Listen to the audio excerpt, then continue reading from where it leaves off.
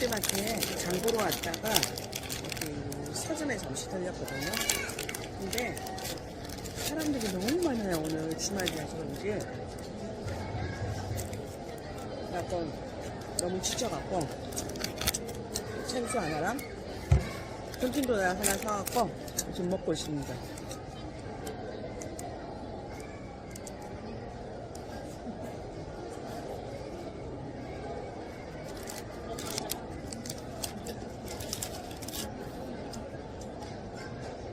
이걸 샀어요. 제가 인간관계로는 읽었는데 이 자기관료는 안 읽었거든요. 근데 마침 또 눈에 띄어갖고 이거 하나 사고 여기서 조금 책 좀 보다가 가려고요.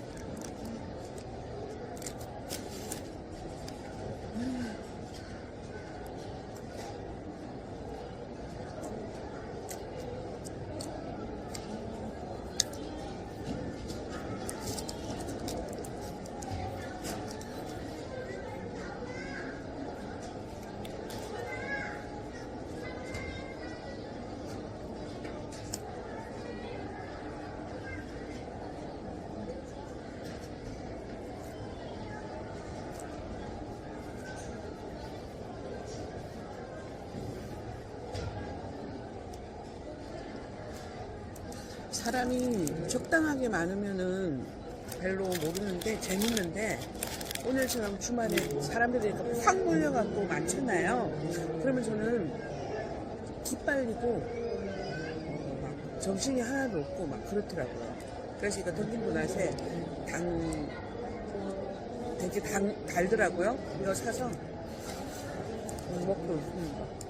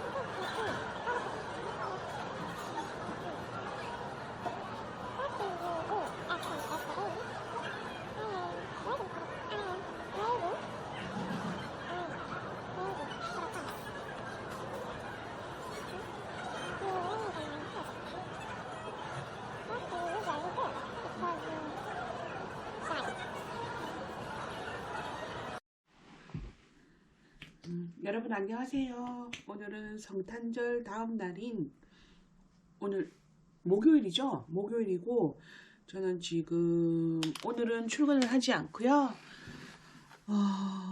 저희 집과 근처에 있는 거래처에 이제 잠시 좀 있다가 방문하면 되거든요.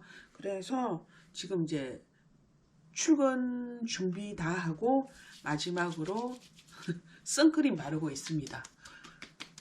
그래서 오늘은 뭐 때문에 잠시 시간이 돼서 영상을 켰냐면 저희 집에 정말 청천벽력 같은 일이 지난주에 있었습니다. 이제 그게 무슨 일이냐면 저희들이 여기에 저는 인천에 살고 있습니다. 뭐 물론 알고 계셨겠지만 그래서 아마 인천에 살고 있는데 저희가 그 강원도 홍천에 저희 시아버지가 살고 계신데 그때 이제 딱 정확히 2년 6개월 전에 저희 시아버님이 거기에서 그 기농을 하셔갖고 그러니까 남의 집에 옆에 이렇게 붙어 있는 그런 집. 그러니까 그게 시골로 말하면은 우리 그 있잖아요. 왜 그냥 그걸 뭐라 그러죠? 원래 집 있고 옆에 이렇게 있는 거. 사랑방 같은 그런 집에 계셨어요. 근데 이제 마침 아버님이 이제 거기에 이제 그러니까 월세를 살고 계신 거죠. 근데 공짜로는 살고 있었어요. 왜냐하면 거기가 아버님 고향이고 저희 남편 고향이거든요. 그래서 살고 계셨는데 그때 그 당시에 이제 그렇게 편안하게 살고 계셨지만 어느 날 그 2년 6개월 전에 이제 아버님이 전화가 오셨더라고요. 왔더라고요. 그래서 이제 거기 주인집이 무슨 사정이 생겨서 서울로 이사를 가야 되는데 이제 자기가 우리 아버님이 갖고 있는 돈을 저한테 보여주시면서 이제 집을 얻어 달라는 거예요. 그 집주인이 집을 팔고 나가야 된다고. 그래서 이제 저희들이 그러면 맨 처음에는 알겠습니다 했죠. 그러고는 이제 시간이 조금 이제 금방 뭐 그 사람들 집을 팔더라도 금방 사고 파는 게 아니니까 조금 뭐 몇 달의 여유가 있으니까 한두 달. 그래서 이제 그렇게 생각하고 있는데 저희들이 아버님 근데 그 집 얼마에 내놨어요? 그랬더니 저희들이 조금만 보태면은 살 수 있을 정도로 이제 그렇게 내놨더라고요. 그래서 내가 그러면 알겠습니다 하면서 그래서 그때 저희 남편이랑 이제 은행에 대출을 받아갖고 그 집을 이제 샀습니다. 그래서 이제 저희가 조금 이제 그렇게 어쨌든 그렇게 해서 집을 사고 그리고 이제 2년 6개월 지나고 지난주에 무슨 일이 있었냐면 은행에서 제가 먼저 말씀드릴게요. 제가 부산이 고향이라서 은행이 잘 안 돼요. 그러니까 알아서 제가 개떡같이 말해도 찰떡같이 알아들으세요. 그래서 은행에서 저희 남편이 지난주에 일하고 있는데 전화가 온 거예요.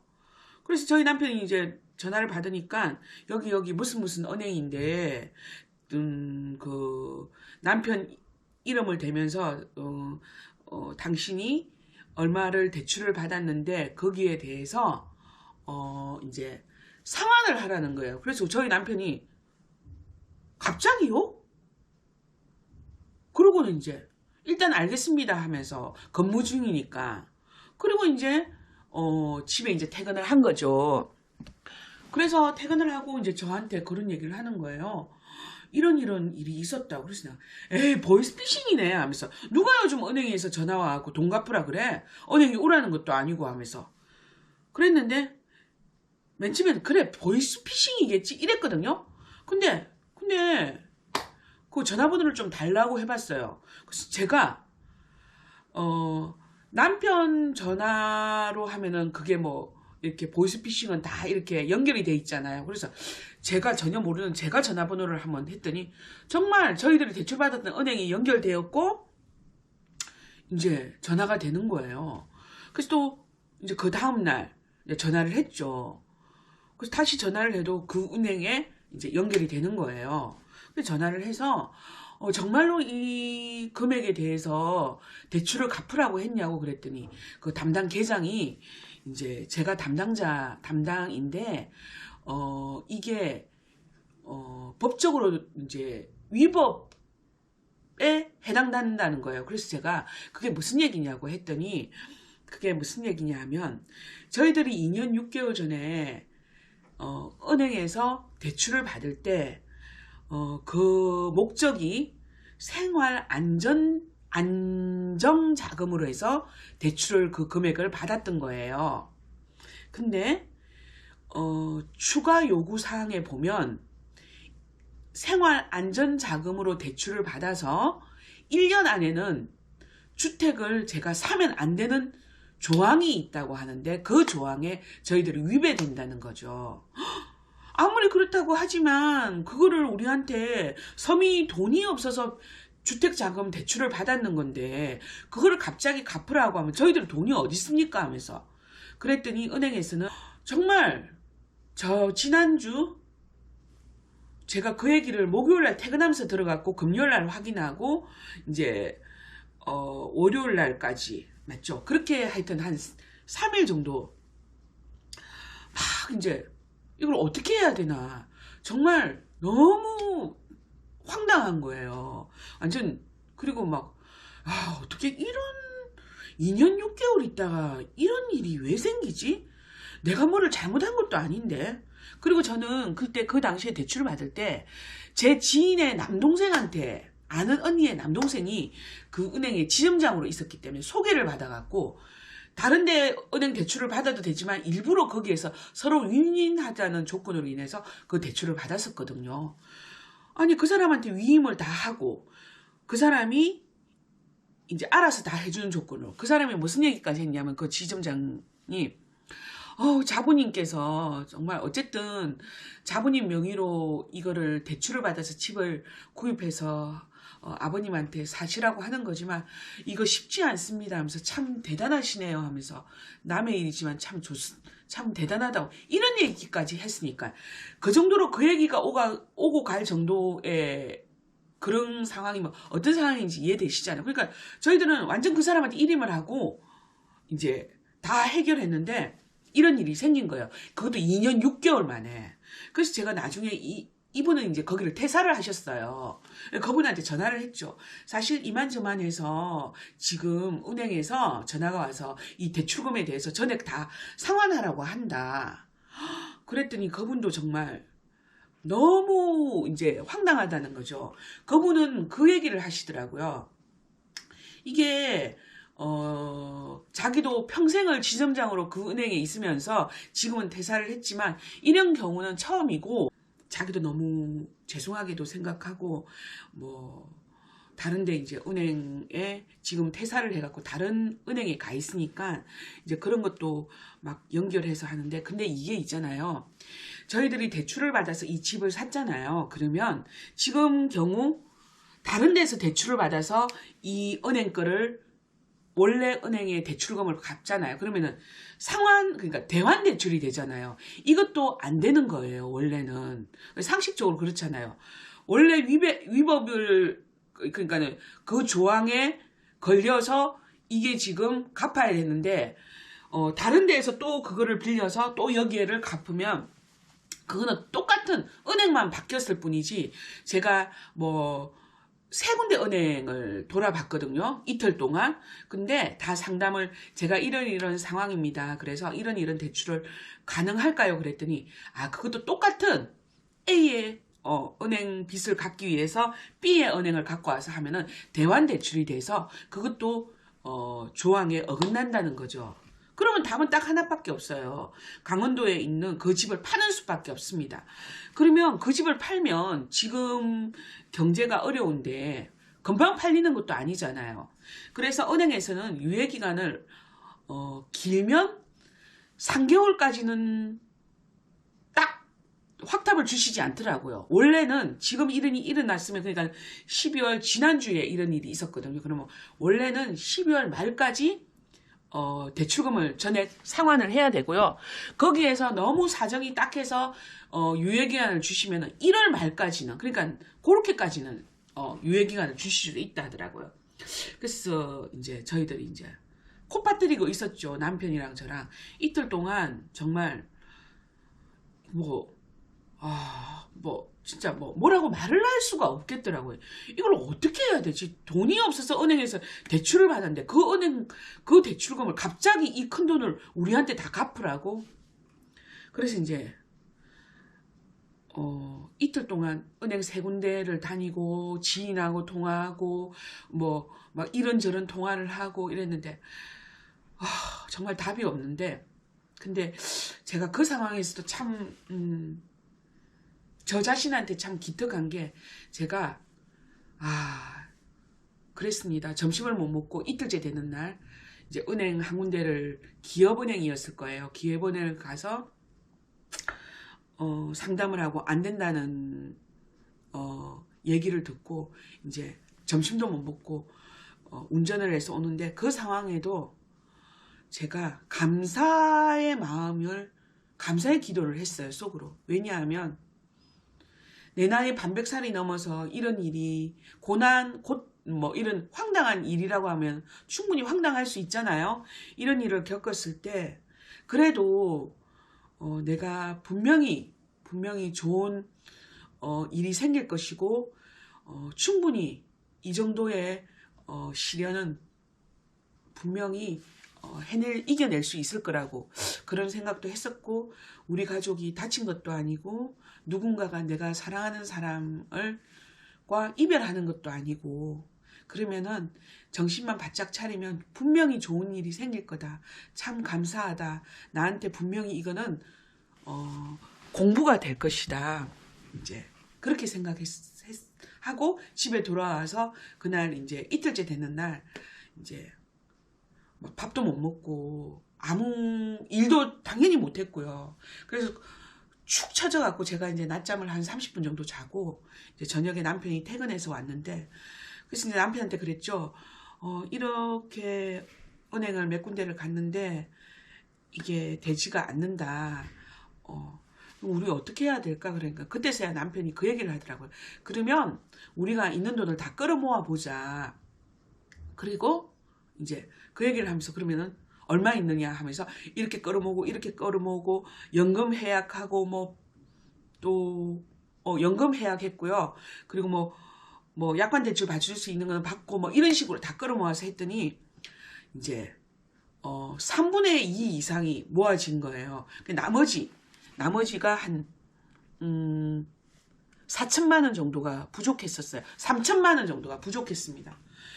그러면은 이거를 누구한테 빌리지? 요즘 그리고 여러분들 생각해 보십시오. 누가 돈을 빌려줘요? 보통은 다 은행에서 대출을 받든가, 뭐 정 안 되면 제2금융권을 쓴다든가, 아니면은 뭐 카드로 대출을 받는다든가, 뭐 보통은 다 그렇게 하잖아요. 요즘은 현금을 어떻게, 저의 주인은 그렇거든요. 현금을 주고받고 이렇게 빌려 쓸 때도 없지만 빌려주는 사람도 없다고 저는 그렇게 알고 있어요. 그래서 그런 상황에서 했더니 이제 3천 정도가 모자라는데, 제가 그럼 잠깐만 있어봐봐 하면서 제가 저희 사장님한테 전화를 했었어요.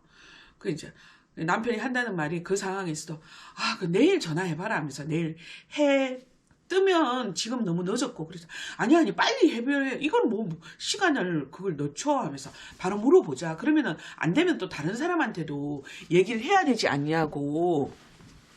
그래서 전화를 했더니 저희 사장님 첫 마디가, 제가 그랬어요. 사장님 사실 이런저런 일이 생겨갖고 이런데 혹시 사장님 돈 빌려주실 수 있어요? 그랬더니 저희 사장님이 이제 하시는 말씀이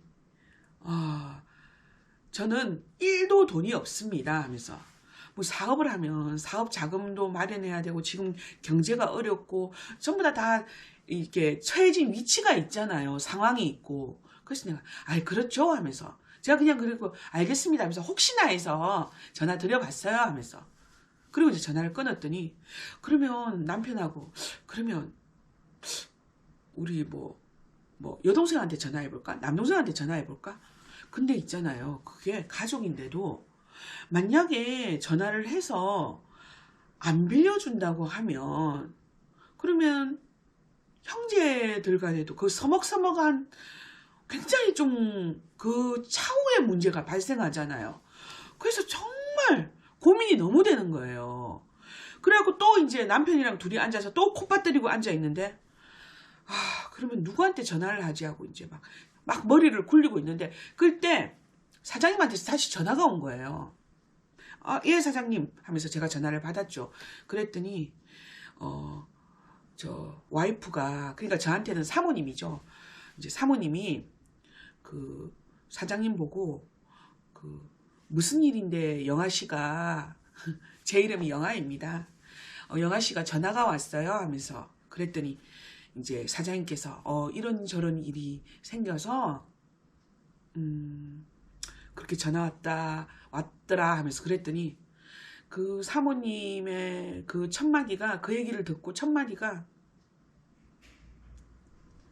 영아 씨 그 돈 해줘야 됩니다 하면서, 이제 자기 남편 보고 저희 사장님한테 영아 씨 그 돈 해줘야 돼요. 은행에서 전화 온 거는 그 돈은 해줘야 됩니다 하면서, 빌려준다는 얘기도 아니고요. 영아 씨 그 돈 해줘야 됩니다 하면서, 해줘야 된다는 것도 아니고 영아 씨 그 돈 줘야 됩니다 하면서, 제가 다 끌어모으면 4천 정도 됩니다 하면서, 영아 씨한테 지금 바로 전화하세요 하면서, 지금도 좀 울컥해요. 그래서 그 전화를 받았습니다. 남편도 옆에 있는데 둘 다가 예? 사모님이요? 아, 그래요? 그리고 일단 알겠습니다 하고 전화를 끊고 남편이랑 저랑 둘이서 정말로 한 5분 정도는 아무 말 안 하고 남편은 초점 없는 TV만 보고 있고 저는 방바닥만 보고 있었어요. 너무 감동이었죠. 그래서 이제 결론을 말씀드리자면 지난 어제가 성탄절이었거든요. 이브날 24일날 남편이 이제 그 휴가를 받아갖고 그 돈을 통장에 모은 돈을 다 통장에 입금시켜 놓고 그 은행으로 가서 이제 저희들이 다 준비가 됐으니까 이 돈 상환하고 그다음 상환에 대한 영수증 받고 이제 이렇게 해갖고 돌아오고 어제 성탄절날 잘 이제 보냈죠. 근데 제가 이런 일을 겪고 한 가지 생각 든 게 저는 그날 힘들었을 때 감사의 제 속마음으로 감사의 기도를 드렸었을 때 이 고난에 대한 마지막은 어떻게 풀릴까 참 궁금했었어요. 집을 팔아야 될까? 누군가한테 빌려야 될까? 정말 이 일이 어떻게 해결될까? 참 궁금하네 하고 감사 기도를 올렸었거든요. 근데 그 마지막 그 캡션 마크가 저희 사모님이었던 거죠. 물론 저희 남편도 먹고 싶은 거, 사고 싶은 거 안 하고 열심히 모아놨던 뭐 연금까지 다 털었지만 그런 것도 있었지만 우리 남편도 참 성실하게 이제 잘 살아준 그것도 너무 감사하고 그보다도 정말 이제 지금은 뭐 남이라고밖에 할 수 없는 그 이제 그 인연인데 그분이 나한테 그 큰 돈을 빌려주고 이렇게 해결이 되니까는 너무 감사하고 정말 제가 반백살 넘게 살아오면서 어른의 모습이 저거구나 저렇게 해야 되겠구나 나도 그런 것도 생각했었고요. 그 다음 그 사람한테 내가 은혜를 갚을 수는 물론 뭐 소정의 조금한 그런 선물은 할 수 있겠죠. 그렇게 하면 그분은 나보다도 삶이 더 넉넉하니까 제가 그분한테 도움 줄 일은 아마도 별로 없을 겁니다. 또 도움 줄 일이 있었어도 그런 일이 생겼어도 안 될 것이고 그러면 나는 내가 받았던 이것을 어떻게 해야 될까 이 감사한 마음을 그래서 그때 생각했던 게 내가 살아가면서 앞으로 사회에 어떠한 상황과 어려운 상황이 있으면 내가 사회에 이렇게 많이 환원을 해줘야 되겠구나. 나는 보잘것없고 나약하지만 내가 있는 이 상태에서 뭔가를 사회에 상환하고 돌려주고 이웃을 좀 보살피고 이렇게 살아가야 되겠구나 하는 그런 마음이 되게 많이 들었습니다. 그래서 이렇게 이제 너무 이 연말 연시 그리고 또 요즘 경제가 힘든 상황이잖아요. 그런 상황에서 이렇게 내 주위에 이렇게 정말 훌륭한 어른이 계시고 그리고 나를 또 도와주고 이 세상에 이런 식으로 해서 서로 이렇게 좋은 에너지로 이렇게 그러니까 선순환이 되면서 이렇게 세상이 이렇게 아름답게 살아가지지 않나 해서 오늘 영상 켰습니다. 제가 또 얘기가 좀 많이 길었죠? 아마 제가 아까도 처음에 말씀드렸던 것처럼 제가 개떡같이 말해도 찰떡같이 우리 구독자님들은 알아들으리라 생각하고 그렇게 좋은 일이 있었습니다. 그래서 저도 열심히 더 예쁘게 살려고 노력하려고 합니다. 여러분 같이 화이팅 합시다. 감사합니다. 오늘 얘기는 여기까지입니다. 이제 일하러 갈 겁니다. 가서 거래처에서 또 점심 먹고 열심히 일하고 오겠습니다. 화이팅입니다.